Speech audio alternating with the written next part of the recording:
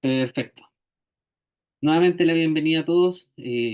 Damos las gracias a todos los que han asistido, los que estuvieron en la reunión de oración y también los que se tomaron el tiempo de poder conectarse y poder compartir con nosotros la palabra del Señor. Bien, es un agrado siempre poder entregar el mensaje que a nosotros un día nos llegó, que un día cambió nuestras vidas y ahora tenemos la responsabilidad de poder entregar nuevamente este mensaje a aquellos que no han creído, a aquellos que aún no han tomado una decisión. Bien, entonces es bueno que si aún no has aceptado a Cristo, que puedas tomar atención.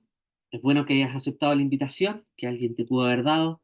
Es bueno que esa invitación haya llegado a ti, lo hayas visto y hayas tomado la decisión de estar acá, y eso haya tenido una reacción en ti y en tu caso hayas podido tener el tiempo de poder estar acá, escuchando un mensaje que si bien es universal, también es personal. Y voy a aprovechar de bloquear el micrófono, creo que aún no se le abrió, voy a aprovechar de... Perfecto. Cosas que pasan cuando estamos en vivo. Así que continuemos. Y, por lo tanto, como decía, es un mensaje que es universal, pero también es personal. Bien, por lo tanto, el día de hoy Dios tiene un mensaje para ti. Y es que hubo alguien que amó tanto a este mundo y te amó a tal punto que dio su vida por ti, que se entregó por ti y lo dejó todo para poder salvarte. Y saben que este mensaje provoca una diversidad de reacciones, bien, a pesar de que nosotros somos bastante distintos unos de otros, por lo tanto hay diversas reacciones frente a este mensaje.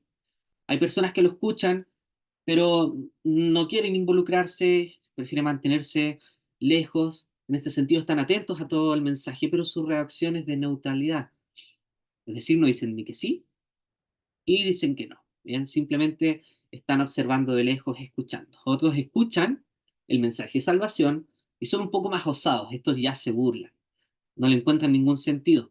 Apenas oyen que un Salvador dio su vida por ellos, no confían y se burlan, incluso de aquellos que sí confían en Cristo y tomaron la decisión de seguirlo.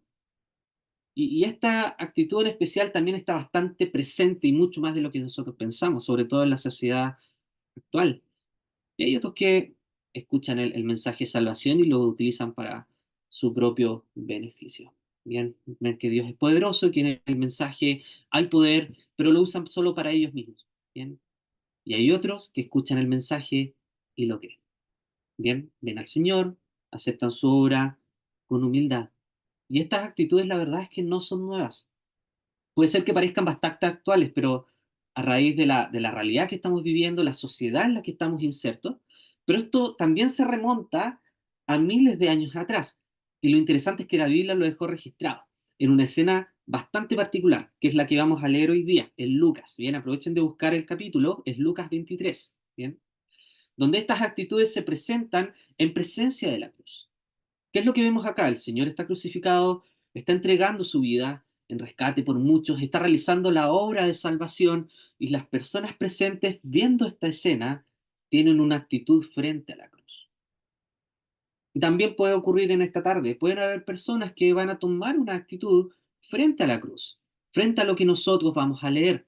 Por lo tanto, vamos a Lucas 23 desde el versículo 33 en adelante. Dice así la palabra del Señor, Lucas 23, desde el versículo 33 en adelante. Y cuando llegaron al lugar llamado de la calavera, le crucificaron allí, ya los malhechores, uno a la derecha y el otro a la izquierda. Y Jesús decía, Padre, perdónalos porque no saben lo que hacen. Y repartieron entre sí sus vestidos echando suertes. Y el pueblo estaba mirando. Primera actitud. Aún los gobernantes se burlaban de él. Otra actitud. Ahí diciendo, ¿qué cosas? A otros salvó. Sálvese a sí mismo si este es el Cristo, el escogido de Dios. Los soldados también le escarnecían, acercándose y presentándole vinagre, diciendo, si tú eres el rey de los judíos, sálvate a ti mismo. Y había también sobre él un título escrito con letras griegas, latinas y hebreas. ¿Qué es lo que decía este título? Este es el rey de los judíos. Versículo 39. Y uno de los malhechores que estaban colgados le injuriaba, otra actitud, diciendo, si tú eres el Cristo, sálvate a ti mismo y a nosotros.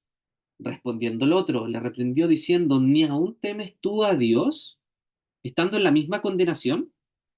Nosotros a la verdad justamente padecemos, porque recibimos lo que merecieron nuestros hechos, mas este ningún mal hizo. Y dijo a Jesús, acuérdate de mí cuando vengas en tu reino. Entonces Jesús le dijo, de cierto te digo que hoy estarás conmigo en el paraíso.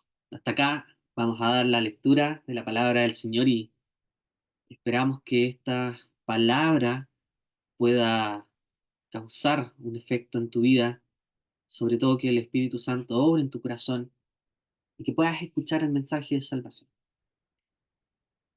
Por lo tanto, como les dije, tenemos, ¿cierto?, en el versículo 33 y 34 una escena.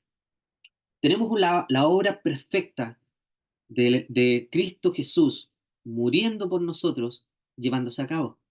Está la crucifixión de un justo, de uno que jamás hizo algo malo, uno que se dedicó a ayudar y amar a su pueblo, uno al que el mismo Dios le dijo, se abrieron los cielos y se escuchó una voz y dijo, tú eres mi hijo amado en quien tengo todo mi contentamiento. Tenemos acá el que está siendo crucificado, el que alimentó a más de 5.000 personas, el que sanó a muchos enfermos, el que cambió su vida, salvándoles, perdonándoles sus pecados. Y aquí está no solamente una persona buena, sino que está el Hijo de Dios. Está el Señor Jesús clavado en una cruz junto a dos malhechores. Está desnudo frente a todas estas personas. ¿Qué es lo otro que vemos en esta escena? Los soldados repartían sus ropas, aquellos que lo golpearon y escupieron. Pero el Señor, viendo esta escena, lo único que dice en un acto de amor y misericordia es lo siguiente, Padre, perdónalos, porque no saben lo que hacen. Esta es la escena. Y esto es un acto de amor que va a llevar a que cumpla su propósito más adelante, que es el entregar su vida. Pero el problema es cómo reaccionan los que están allí presentes. ¿Cómo estás reaccionando tú al momento de estar leyendo esta palabra? Vamos leyendo. Dice el 35. Miren cómo comienza. Y el pueblo estaba mirando. Y el pueblo estaba mirando. La obra perfecta de la cruz se está llevando a cabo. El Señor Jesús está clavado en aquel madero. Está muriendo para salvar. Pero la primera actitud frente a esta escena, la primera actitud que se ve frente a la cruz, ante la obra del Señor, es una actitud de neutralidad. Y fíjense que hay una dualidad súper grande, porque días atrás el pueblo estaba aclamando a Jesús, diciéndole, Hosana, bendito el que viene en el nombre del Señor, y estaban en la entrada de Jerusalén. Luego, horas antes de esta escena que se está dando allí en la cruz, estaban gritando nuevamente, pero no estaban gritando Hosana, no estaban gritando bendito el que viene en el nombre del Señor, sino que estaban gritando crucifícale, crucifícale. Y ahora en esta escena en particular, el pueblo ve lo que está ocurriendo en la cruz, el pueblo ve cómo Jesús de Nazaret está muriendo en el madero y resulta que su actitud es de silencio. Nadie dice nada, solo están viendo y están observando. Y puede ser que tengas esta actitud, puede ser que durante años la estés teniendo, pero esta forma de pensar, esta postura neutral, déjame decirte que no salva, no te desmarca de una realidad espiritual. ¿Por qué? Porque el mismo Señor enseñó lo siguiente, que existen dos caminos y dos destinos. lo cual ya sienta un precedente que es innegable y que no hay posturas neutras. No puedes estar pensando que puedes desmarcarte de esta realidad. O eres salvo por la gracia de Dios, o lamentablemente estás condenado. Y como lo menciona Juan 3:18, el que en él cree no es condenado, pero el que no cree ya ha sido condenado, porque no ha creído en el nombre del unigénito Hijo de Dios. Por lo tanto, si somos capaces de ir sacando conclusiones, si no has aceptado la obra de Cristo en tu vida, te tengo una lamentable noticia. Estás de camino a la condenación eterna, lejos de Dios, lejos de su amor y su misericordia. Y estimado, esta es una de las posturas más peligrosas, porque las personas piensan que sin involucrarse no hay consecuencias, pero la verdadera y cruel consecuencia es que ya están condenados. Y si has estado así por años o estás así en estos momentos, presta atención, te lo ruego, toma atención, deja lo que estés haciendo, porque este mensaje es para ti. Y sabes qué, hay una buena noticia, porque hay solución. Y lo vamos a ver en unos minutos más. Y sigamos leyendo, porque el 35 aún no termina. Dice, y aún los gobernantes se burlaban de él, diciendo, a otro salvó, sálvese a sí mismo si este es el Cristo, el escogido de Dios. Los soldados también le escarnecían, acercándose y presentándole vinagre, diciendo, si tú eres el rey de los judíos, sálvate a ti mismo. Hay burlas, hay escarnio, hay ironía, frente a una obra que a la vista humana muestra debilidad, porque la cruz era reservada para el peor de los peores, era reservada para los traidores, para los ladrones, para los que hacían distintas eh, fechorías al momento de estar dentro del imperio romano, o incluso dentro de otros imperios, ¿no? Esto no era solo propio de los romanos, pero era reservado para los peores. Por lo tanto, este punto es uno de los que más se usa para burla. Y no solo hoy, sino desde que ocurrió esto. Las personas decían, pero ¿cómo vas a confiar en alguien que fue crucificado? Si la crucifixión es para los peores, ¿por qué vas a confiar en alguien que fue derrotado? ¿Y por qué decían esto? Porque para que ustedes sepan, la crucifixión te llevaba al punto más bajo de la pirámide social. Era muy mal visto, era repugnante, incluso para aquellos que lo aplicaban, que en este caso eran los romanos. Y hay diversos comentaristas que mencionan que incluso era tan repulsivo para los romanos que ellos no lo aplicaban a ciudadanos romanos. No era un tema que se hablaba en la mesa o en reuniones sociales. Así que en este panorama, en este contexto histórico, el Señor Jesús estuvo dispuesto a ser clavado en esa cruz para poder salvarte, a ser crucificado para darte vida, y no cualquier vida, sino que darte vida eterna. Que puedas salir de este camino que te lleva a la condenación, que puedas ser salvo, que no te pierdas para siempre en un lugar que está lejos de la misericordia, que está lejos del amor de Dios. Él estuvo dispuesto a morir por ti. Y esto lamentablemente genera burlas en personas que no creen, que encuentran que este mensaje y que esta obra no tiene ningún sentido. En este caso, los soldados y los gobernantes se creían mejores que el Señor. Por eso lo denigraban, por eso se burlaban.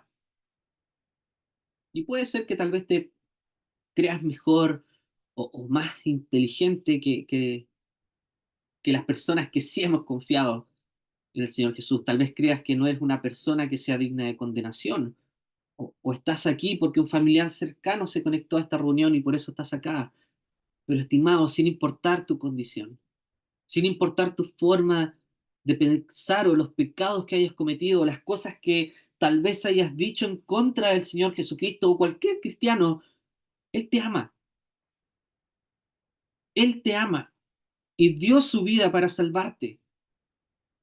Él te amó a tal punto que se entregó, fue golpeado, cargó con esos pecados en la cruz para que tú no los cargaras, para que tú no los pagaras en la eterna condenación. Él te ama, por eso estás acá. Por eso te dio la oportunidad de poder escuchar una vez más, o tal vez por primera vez, este mensaje, porque este mensaje también es para ti. Así que sigamos leyendo. Dice el 38. Había también sobre él un título escrito, con letras griegas, latinas y hebreas. Este es el rey de los judíos. Saben que este punto es crucial, porque esto va a sentar un precedente en esta historia. Va a marcar una tremenda diferencia en la vida de alguien en unos momentos más, pero también nos muestra quién es el que está allí en la cruz. Nos muestra su condición y saben que nos muestra que es un rey perfecto, un rey que hizo todo bien, un rey que ayudó a su pueblo y se entregó para salvarlos. Y este mensaje escrito sobre la cruz es completamente universal. ¿Por qué? Porque fue mostrada con los tres idiomas claves del mundo antiguo. El griego, que dominó en cultura, en idioma, por siglos. El latín, también, idioma del imperio que gobernaba el mundo en ese entonces. Y el hebreo, que era el idioma que hablaban todos los presentes, con tal que el mundo fuera informado que el que está allí en la cruz es el rey, y no solo de los judíos. Porque al ser Dios,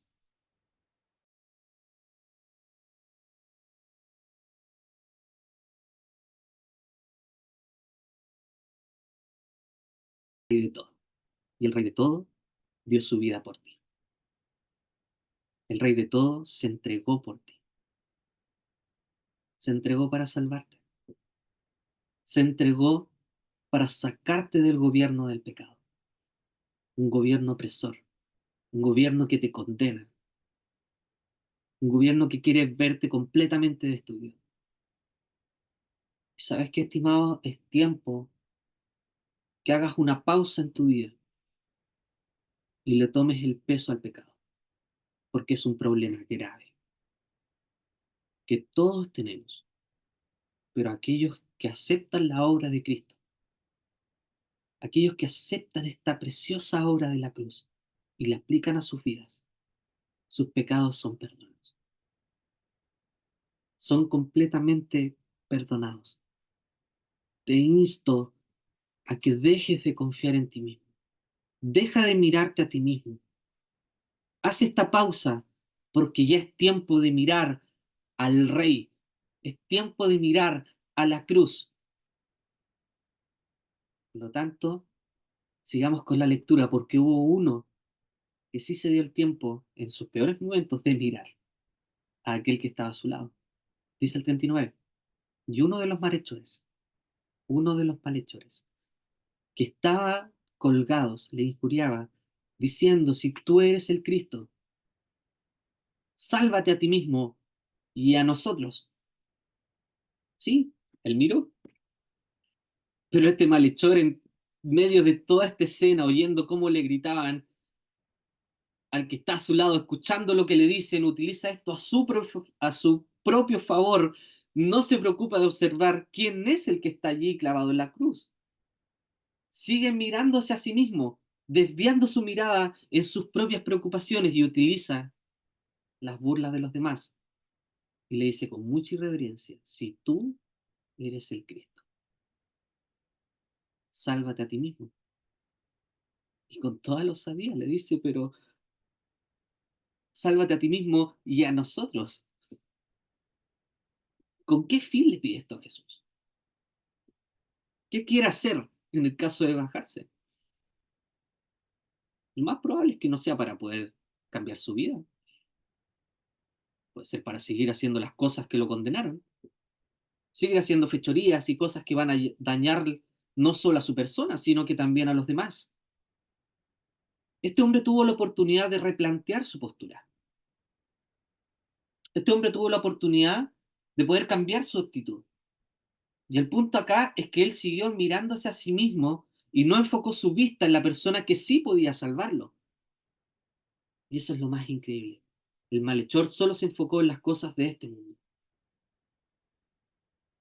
Y fíjense, él solo buscó a Jesús o vio en Jesús a alguien que podía bajarlo de la cruz. Y ni siquiera eso, aprovechó la oportunidad que en el caso que Jesús se bajara de la cruz, también los bajara a ellos. Y la verdad es que esta actitud es más recurrente de lo que nosotros pensamos. Muchas veces distintas personas utilizan a Dios como amuleto. Se enfocan en cosas de este mundo y les recuerdan solo cuando tienen problemas o cuando tienen que hacer cosas importantes. Y, y tal vez tú en más de una ocasión has caído en esto, tal vez yo he caído en esto muchas veces, ¿cierto? Hay problemas graves, hay tormentas en nuestra vida, es cierto. O en medio de un cataclismo, la primera persona que se viene a nuestra mente es Dios y oras como nunca lo has hecho antes, pensando en el terremoto, por ejemplo, con tal que eso que está ocurriendo se detenga, que no continúe, sino que todo vuelva a la normalidad y que tú continúes haciendo tu vida, lamentablemente lejos de Dios, si es que no quitas la vista en tu propia vida, si es que no dejas de confiar en ti mismo y no confías en aquel que puede salvarte. Y estimado, si continuamos en esta misma línea, como la del malhechor, que no cambió nunca su actitud, va a llegar tu hora, o vendrá Jesús por su iglesia, y no van a haber más oportunidades. Tal vez pienses que mañana puedes creer, o que cuando estés en tus últimos días vas a poder arreglar tus cuentas con Dios, pero estimado, la muerte ronda en este mundo. Hay un montón de accidentes. Cualquier cosa puede pasar. Como dice uno de mis versículos favoritos, no te jactes del día de mañana, porque no sabes qué dará de sí el día. Si piensas que mañana vas a tomar en cuenta este mensaje, no sabes lo que estás diciendo, porque no tienes comprada tu vida. Nadie sabe lo que va a pasar en un minuto más. Y si Dios dictamina en esta tarde y que este mensaje es tu última oportunidad de creer, debes tomar una decisión. Como ya dijimos, la neutralidad no salva. Las burlas, menos. Usar a Dios como amuleto, menos aún. Pero fíjense que sí hay una actitud que marca la diferencia. Vamos a leerla. Dice el 40 al final. Respondiendo el otro, la reprendió, diciendo, ¿ni aún temes tú a Dios, estando en la misma condenación? 41. Nosotros a la verdad justamente padecemos, porque recibimos lo que merecieron nuestros hechos, mas este ningún mal hizo. Y dijo a Jesús, acuérdate de mí cuando vengas en tu reino. Fíjense que este hombre, a diferencia del otro, dejó de verse a sí mismo. Este hombre enfocó sus esfuerzos en mirar a aquel que estaba allí crucificado, a aquel de quien todos se estaban burlando, aquel que estaba desnudo, que sus ropas fueron repartidas, aquel que no hizo nada malo, pero sobre todo, fuera de toda esta escena, vio al santo y vio al justo Hijo de Dios. Y al ver a la cruz y ver la vara que deja Jesús con su vida perfecta, vuelve a mirarse a sí mismo y ve lo pecador que es. Mira a Jesús en su santidad y ve su vida llena de errores, llena de actos vandálicos que causaron solo daños. Pero al ver a la cruz y ver a aquel que está crucificado, ve algo que no se menciona antes. ¿Te acuerdas del título que estaba arriba de la cruz? ¿Sí? Este hombre ve un rey. ve a un rey que es capaz de salvar. Y sabes que su actitud es de completa humillación. Y saca a relucir que ellos justamente están padeciendo. Ellos como ladrones, que ellos hicieron cosas malvadas, pero que el Señor no hizo nada malo. Y luego deja de hablar en plural.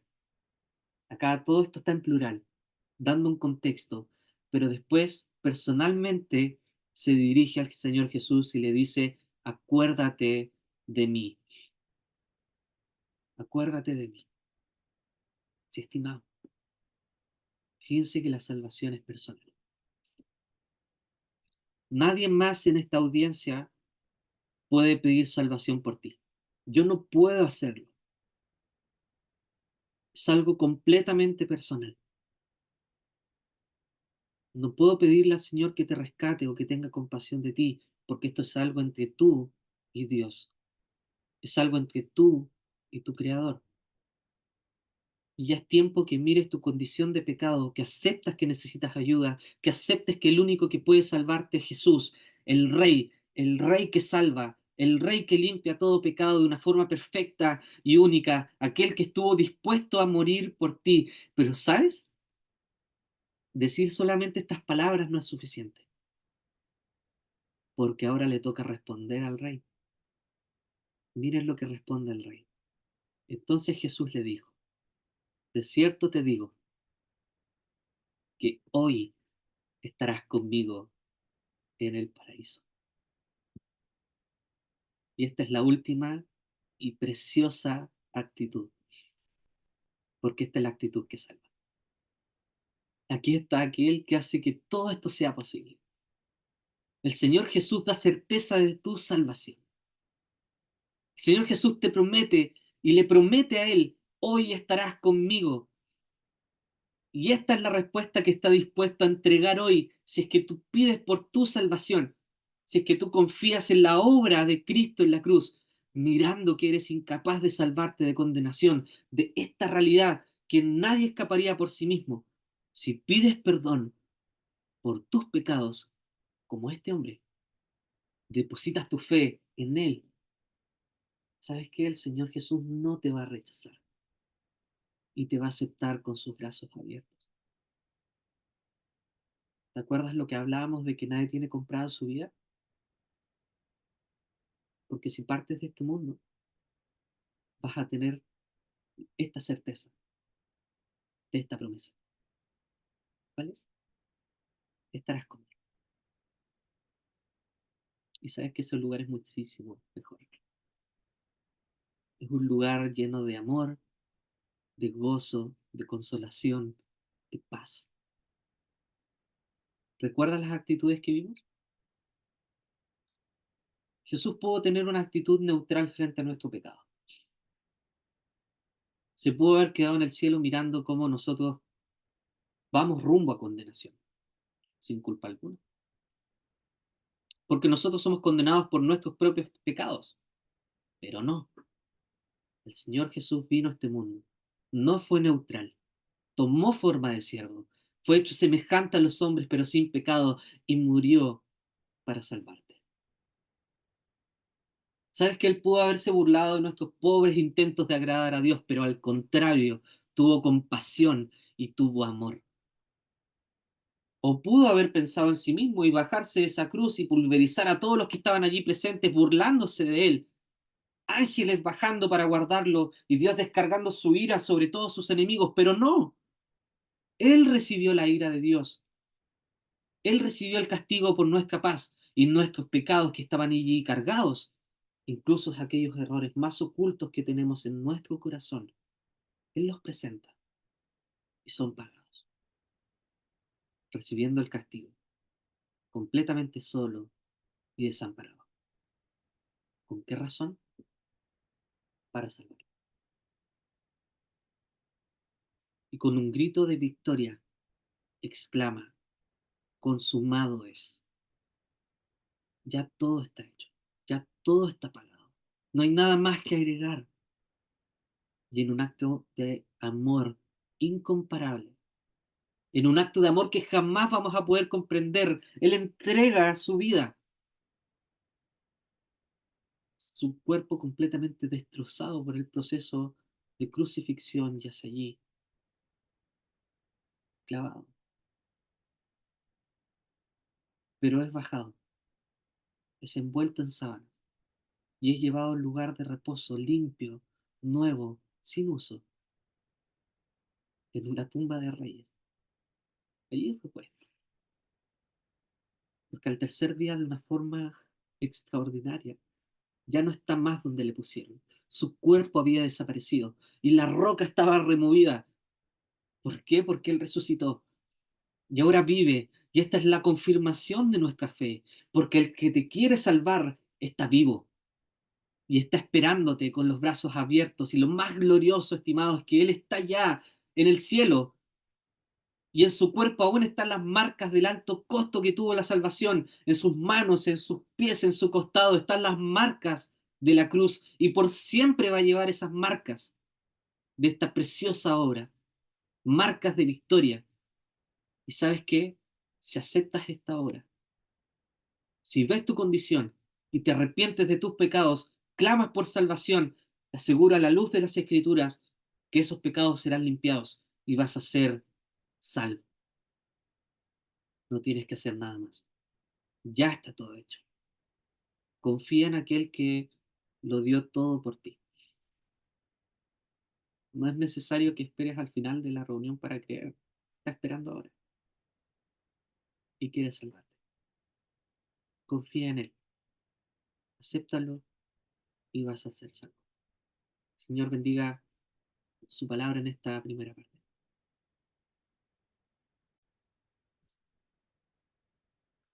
Vale, hola, buenas tardes, es un gusto estar acá para compartir el mensaje del Evangelio y vamos a leer una pequeña porción en el libro según Hechos, Hechos de los Apóstoles en el Nuevo Testamento. Vamos a leer dos versículos en el capítulo 4.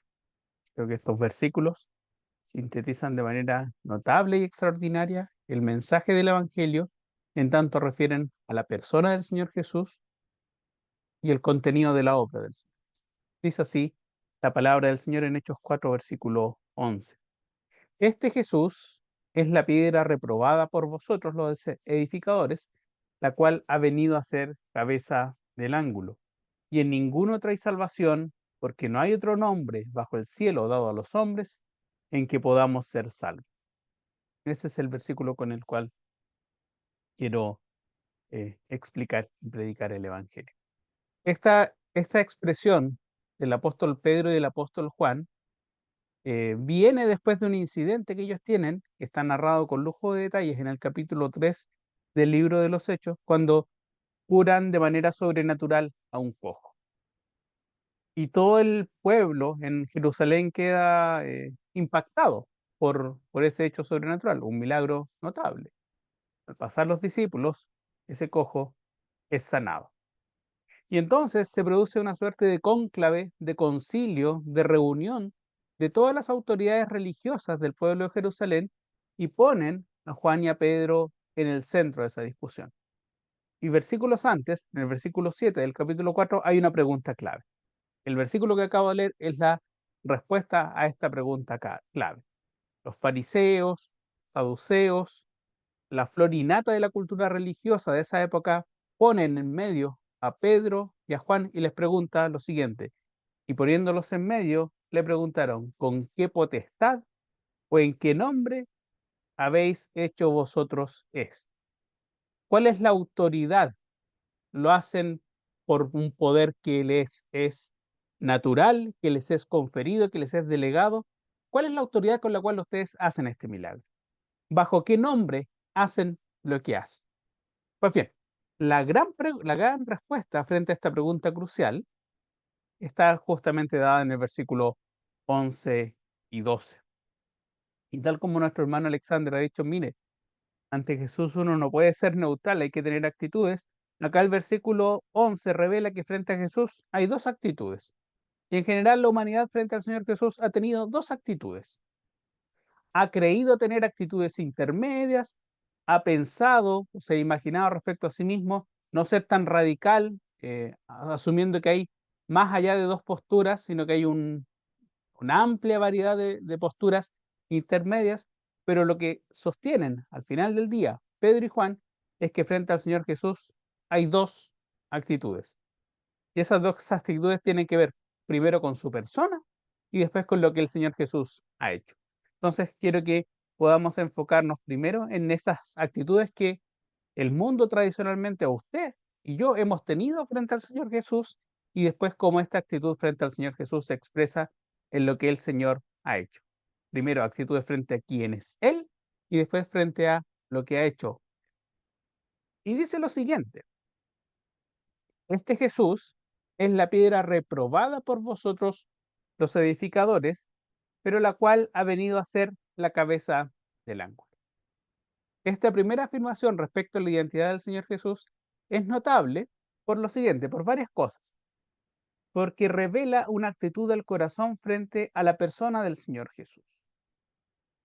Como este es un interrogatorio público que está comandado por las personas que más sabían de el Antiguo Testamento y la cultura religiosa de la época, la respuesta de los discípulos no les debe haber sorprendido, porque lo que están diciendo los discípulos están invocando para responder un salmo. A los fariseos les tiene que haber sonado palabras conocidas. Y lo que está diciendo Pedro, lo que están diciendo Pedro y Juan frente es lo siguiente: el Señor Jesús, o frente al Señor Jesús como persona, solo caben dos actitudes. Y ustedes, los que primero, por su formación teológica, por su bagaje de instrucción y de educación religiosa formal que han tenido, deberían ser los primeros en haber reconocido que el Señor Jesús era lo que ellos van a llamar con un lenguaje arquitectónico la piedra principal del ángulo, la cabeza del ángulo. Y sin embargo, la gran paradoja es que aquellos que debieron haber apreciado en su justo valor al Señor Jesús, lo despreciaron. La palabra reprobar acá es notable, notable por lo fuerte. Piense en esta imagen. Piense en un tasador o piense en alguien que está evaluando el precio de algo. Usted va con una joya que parece que le es muy querida y va frente a un joyero, a un tasador, y le dice: ¿en cuánto usted valora esta, esta joya que ha estado en mi familia por múltiples generaciones? Entonces, usted va frente a un experto, alguien que se supone que conoce esto, y ese experto toma esa joya, la mira detenidamente, la ausculta, ocupa toda su pericia para revisarla y llega a la conclusión de que esa joya aparentemente no significa nada y la trata con desprecio, con desdén. La revisa acuciosamente, con lujo de detalle, una persona que supuestamente sabe, es un experto, es un tasador, la mira, la evalúa y en lugar de apreciar su valor, lo que hace es decir: esto es una baratija, esto no vale nada. Esa es exactamente la idea que está acá encerrada en esta noción de Jesús es la piedra reprobada por vosotros los edificadores. Para el mundo del Antiguo Testamento, para el auditorio en el cual el Señor Jesús expuso sus enseñanzas y su obra, por la cual fue crucificado. Esa fue la evaluación. Eh, el Señor Jesús no es el Hijo de Dios, es cualquier cosa y por lo tanto su castigo va a ser la crucifixión. Acá es la misma idea. Quienes debían haberlo valorado, quienes más conocían del Antiguo Testamento y de la cultura religiosa de la época, apreciaron al Señor Jesús, lo juzgaron, lo evaluaron y encontraron que valía poco. Fue despreciado y tratado con desdén, con menosprecio. Y frente al Señor Jesús, la mayoría de las actitudes de las personas es igual. Si repasamos algo de lo que nos ha explicado nuestro hermano Alexander respecto a la crucifixión, es eso. La narración de la crucifixión del Señor Jesús nos muestra el rechazo de todos y cada uno de los miembros de la sociedad judía de la época. Lo rechazan las autoridades políticas, las autoridades religiosas, las autoridades militares, reniegan de él sus propios discípulos, sus amigos se van, hasta la multitud le grita improperios, los insulta, hasta los peores delincuentes que están al lado se mofan de él, los soldados se mofan de él. No hay nadie que no haya escarnecido al Señor Jesús. Es importante porque esto uno puede decir, no, yo no desprecio al Señor Jesús de esa manera, yo al menos tengo cierta reverencia. Mire, yo estoy escuchando la predicación del Evangelio, yo hasta simpatizo con las cosas de la iglesia, pero frente al Señor Jesús es que usted lo debe evaluar no en razón de lo que a usted le parece que el Señor Jesús es Él, sino respecto a su valor intrínseco.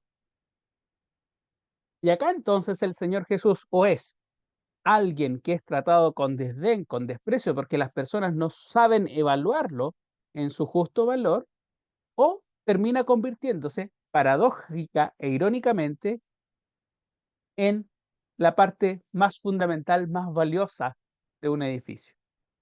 Acá la metáfora cambia. La primera metáfora tiene que ver con los edificadores que requieren construir un edificio, miran al Señor Jesús y lo desechan. Dicen, no sirve para nada, esto no es valioso. Y en cambio, aquella cosa que han desechado termina convirtiéndose en lo más valioso, lo más importante de todo el edificio. En, en el universo arquitectónico de la época, la piedra, eh, la cabeza del ángulo era una suerte de piedra esquinera a partir del cual toda la estructura de la casa de la construcción tenía sentido. Todos los muros se referían y estaban orientados en función de esa piedra principal, una piedra fundacional. Y dice, las personas de cultura religiosa, que se creían muy inteligentes, muy con la capacidad de evaluar a las personas, desechan al Señor Jesús. Pero sin embargo, para Dios, el Señor Jesús no es alguien a desechar, es lo único, lo irrepetible, el más importante. Nadie puede tomar ese lugar como la persona del Señor Jesús, porque tiene un propósito, sostiene todo el edificio. Todo el edificio, dice Pablo a los colosenses, forma un todo coherente, gracias a él. Mira estas dos formas de valorar al Señor Jesús. O al Señor Jesús es alguien sin valor, o es lo más importante que puede haber.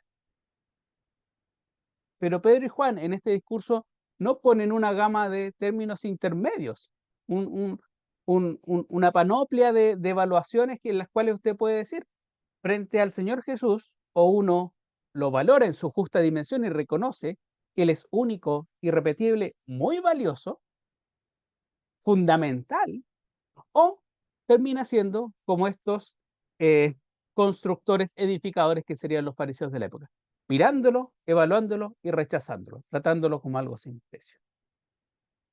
¿Y por qué el Señor Jesús? Aquí vengo al versículo 12. ¿Por qué el Señor Jesús es tan valioso? Es tan valioso para los cristianos. Por lo siguiente, miren lo que dice el versículo 12. Porque en ningún otro hay salvación, porque no hay otro nombre bajo el cielo dado a los hombres en que podamos ser salvos. El Señor Jesús es único, irrepetible, de alto valor, porque en ningún otro hay salvación. Nadie más y nada más, ni ninguna persona en específico, ni ninguna creencia en general puede sustituirlo, puede reemplazarlo, puede estar a la altura del Señor Jesús. No hay nada, nada que conozcamos, nada que hayamos leído, nada que se nos haya sido mostrado, que pueda llegar a asomarse a tener el ascendiente y el estatuto y el valor del Señor Jesús. En ningún otro hay salvación. Nadie más y nada más. Ningún otro, en ninguna parte, de ninguna otra forma, en ninguna otra época. Y a lo largo de la historia las personas han intentado llenar este vacío, diciendo, no, el Señor Jesús sí, fue importante, pero hay otras formas, hay otras religiones, hay otras creencias, hay otras personas tan importantes como el Señor Jesús. Sí, Jesús es muy importante, pero es al final del día uno más entre muchas personas notables. Capaz que usted crea eso. Probablemente yo antes de convertirme creía eso. Jesús es muy importante, sí, yo no lo desprecio, pero igual hay otras formas. Como dice el dicho popular, todos los caminos llevan a Roma. Al final del día, cada persona, si se esfuerza un poquito, si sigue un camino, va a llegar a encontrar a Dios. Y acá los apóstoles son tajantes y excluyentes. En ningún otro nombre hay salvación. Y es más enfático, porque dice en ningún otro hay salvación porque no hay otro nombre bajo el cielo. Nada de lo que nosotros podamos conocer o hayamos visto puede llegar a suplantar a la persona del Señor Jesús y su obra. No hay nadie más, no hay nada más en ninguna otra parte, en ninguna otra forma y en ninguna otra época. No hay otro nombre en todo lo conocido, en todo lo registrado en la historia humana, en todos los registros de lo que tenemos. No hay nadie como Él, nadie como Él. Ha buscado ser imitado, ha buscado ser desplazado, ha buscado ser menospreciado y ninguneado, pero no hay nadie como el Señor Jesús. Y lo que es interesante es que el versículo acá dice que ningún otro nombre o esta salvación nos ha sido dada. En ningún otro hay salvación, porque no hay otro nombre bajo el cielo dado a los hombres. La persona del Señor Jesús les ha sido dada a los hombres. Lo que quiere decir es que no ha sido encontrado por nosotros. Nosotros no hemos encontrado al Señor Jesús. El Señor Jesús se nos ha revelado, nos ha sido concedido, no ha sido alcanzado a partir de seguir un conjunto de ritos, un conjunto de enseñanzas que, por así decirlo, nos van a ir mostrando, dando atisbos, dando señales, hasta que lleguemos a la revelación final del Señor Jesús. El Señor Jesús como Salvador nos ha sido dado, no ha sido tampoco inventado. Hay religiones que surgen del invento de la creatividad humana. El Señor Jesús ni ha sido encontrado por nosotros, porque Él nos buscaba, no nosotros a Él, no ha sido tampoco alcanzado, porque la cruz encierra un misterio que es incognoscible para nosotros. Nunca podríamos llegar a entender las profundidades de lo que supone que el Señor Jesús, el Hijo de Dios, haya humanado para cargar en la cruz. No hay capacidad racional de nosotros para llegar a entender esto. Por lo tanto, no lo hemos alcanzado a partir de un conjunto de enseñanzas o un conjunto de ejercicios espirituales, ni tampoco lo hemos inventado. De manera tal que no es que nosotros indagando tampoco, descartando por deducción, este sería el último ejemplo, es que a veces uno llega a la conclusión de que, mire, no hay nada más que sirva por esto, porque yo he probado esto, y nada me ha dado resultados, sino solo esto. Tampoco dice eso el versículo. El versículo dice que nosotros hayamos a lo largo de la historia ido indagando, buscando, descartando por deducción, por ensayo y error, hasta llegar a la conclusión lógica de que solo en el Señor Jesús hay salvación. Se nos dice que este Salvador, este único y exclusivo Salvador, nos ha sido dado a nosotros. Porque si fuera por nosotros, nunca habríamos llegado a alcanzar la salvación. Este Salvador nos ha sido dado, y nos ha sido dado como un regalo, nos ha sido dado como un misterio. Esto es que ninguno de nosotros podría entender racionalmente cómo el Hijo de Dios, el Hijo del Altísimo, ha decidido encarnarse para ser como uno de nosotros, vivir entre uno de nosotros y terminar muriendo y padeciendo en la cruz del Calvario. El Señor Jesús es un misterio y al mismo tiempo es un regalo. Este Salvador nos ha sido dado y por lo tanto nos ha sido dado por una razón y solo por una razón.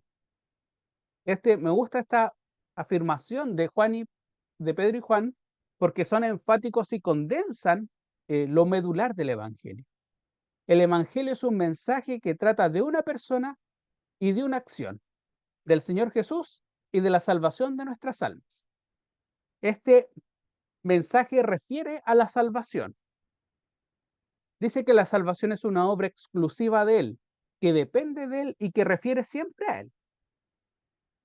No está diciendo que el Señor Jesús, por así decirlo, nos abrió el camino de la salvación o puso la primera piedra para hacer la salvación, o que si lo ponemos en metáfora inmobiliaria, puso el pie y nosotros seguimos pagando con buenas obras una suerte de hipoteca hasta que logramos pagar el precio total de la salvación.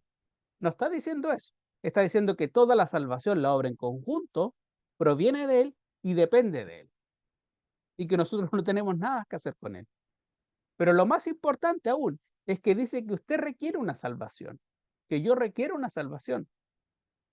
Si Jesús es único e irrepetible, singular, de alto precio, mire lo que dice este pasaje. No es por sus enseñanzas. Por supuesto que las enseñanzas del Señor Jesús destilan y transmiten una sabiduría que ningún hombre pudo haber enseñado. Pero incluso así, este pasaje no está diciendo que el Señor Jesús es valioso y es la piedra principal del ángulo por sus enseñanzas, por sus lecciones morales, ni por su bondad y misericordia mientras estuvo en el mundo haciendo el bien a las personas, poniendo la otra mejilla, haciendo bien a los que no lo merecían y no respondiendo mal por mal, maldición por maldición, dice la Escritura. No está diciendo eso. Lo que está diciendo es que el Señor Jesús es único y singular, de alto valor, porque Él es Salvador, no porque es un maestro, no porque es una buena persona, sino porque es Salvador, porque su identidad así lo expresa. De hecho, cuando los fariseos les dicen a Pedro y a Juan, ¿cuál es la autoridad? ¿Cuál es el nombre? Ellos responden invocando justamente el nombre, Jesús. Y Jesús es Dios salva. Desde su propio nombre, toda la identidad del Señor Jesús está articulada en torno a la obra de la salvación. El Señor Jesús es nuestro Señor porque es nuestro Salvador. Eso es lo que lo constituye de altísimo valor, de irreemplazable valor. Y lo que están diciendo acá es que somos salvos por Él. Y somos salvos porque necesitamos ser salvos. El Señor Jesús es Salvador porque ese es su nombre. Y nos salva porque necesitábamos ser salvados. Porque estamos en una situación, nuestras almas están en una situación de peligro inminente.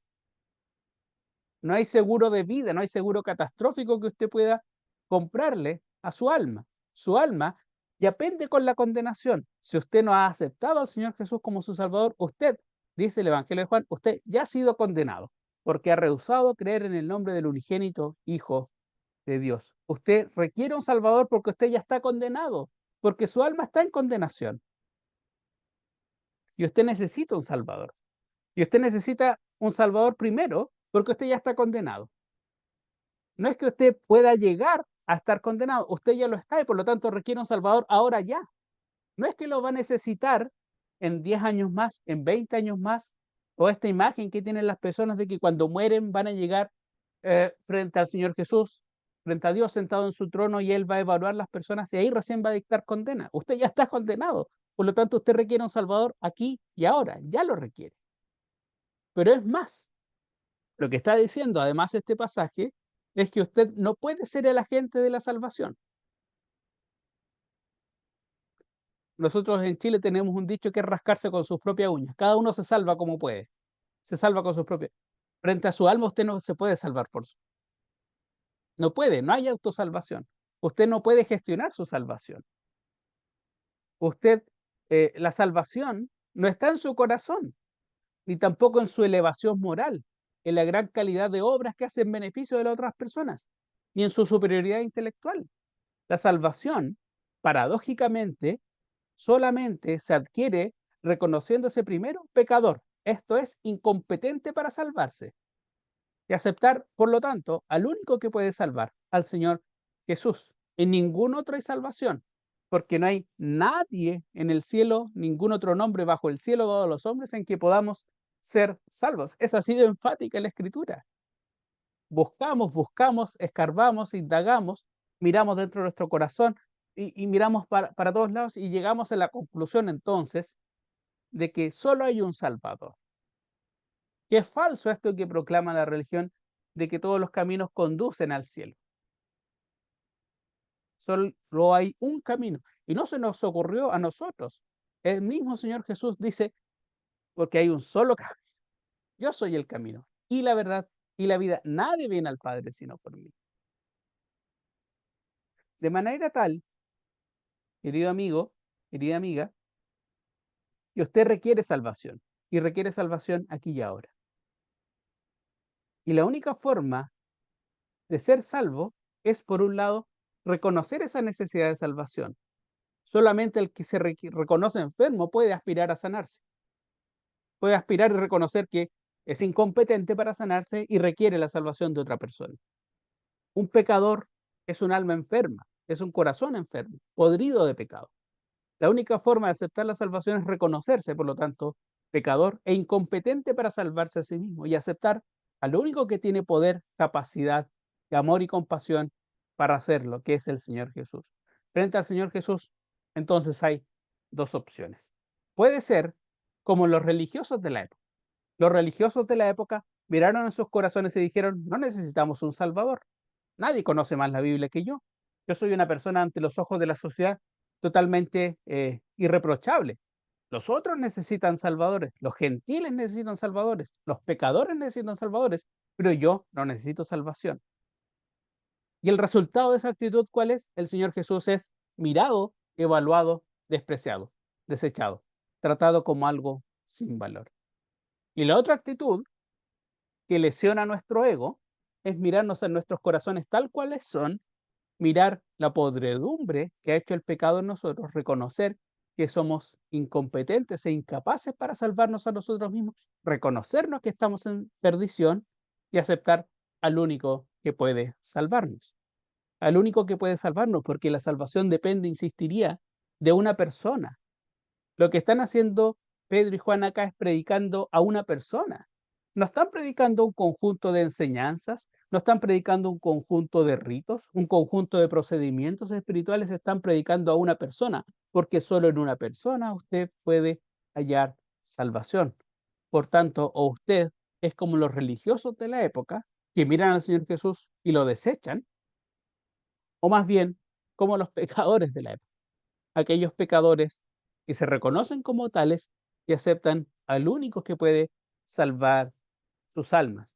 Quiere el Señor entonces en esta tarde que usted pueda aceptar esta verdad profunda, simple, pero chocante. Es incómoda, puede herir su sensibilidad, puede herir su ego, puede ser demasiado chocante y exclusivista, pero sin embargo, eso no quita que sea verdad, que solo en Jesús hay salvación. Que el Señor bendiga su palabra.